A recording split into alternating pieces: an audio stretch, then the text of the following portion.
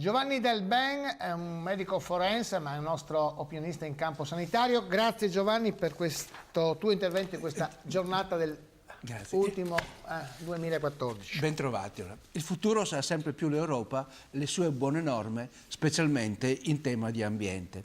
Ed è proprio con riferimento all'Agenzia dell'Ambiente Europea che facciamo riferimento alla ribadita pericolosità dell'inquinamento atmosferico come potenziale danno alla salute. E inoltre sempre l'Europa comincia a mettere insieme e far vedere questo binomio fra ambiente e salute.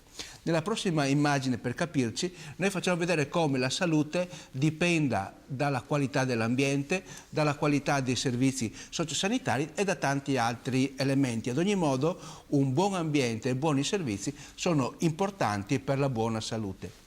Ieri, in Regione Friuli-Venezia Giulia, sono stati firmati il contratto del direttore sanitario generale dell'ARPA, Agenzia regionale per l'ambiente, la protezione dell'ambiente, e quelli dei direttori generali delle aziende per l'assistenza sanitaria. Nell'immagine che vediamo ci sono le fotografie ufficiali.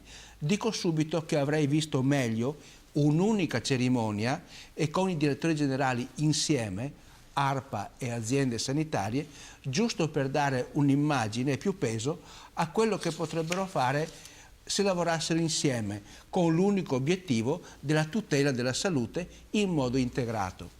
Scorrendo, preparando questa nota, ho visto che l'ARPA, Agenzia regionale protezione dell'ambiente del Veneto, ha così proposto il binomio ambiente e salute con un'ottica di partnership. Mi pareva giusto farvela vedere. Però, andando avanti con le immagini, anche noi abbiamo qualcosa da mostrare e che è un ottimo ambiente. È il profilo delle nostre montagne ed è scritto come miglior ambiente uguale miglior salute. Ed è con questo che è il nostro augurio per l'anno prossimo e che ovviamente riguarda tutti, i giovani, i bambini, specialmente gli anziani, con una prospettiva che adesso la riforma sanitaria faccia lavorare insieme ospedali e territorio per la cura ma anche per la prevenzione, che è poi il modo migliore per garantire il diritto alla salute di tutti, e questo mi sembra l'augurio che vi facciamo.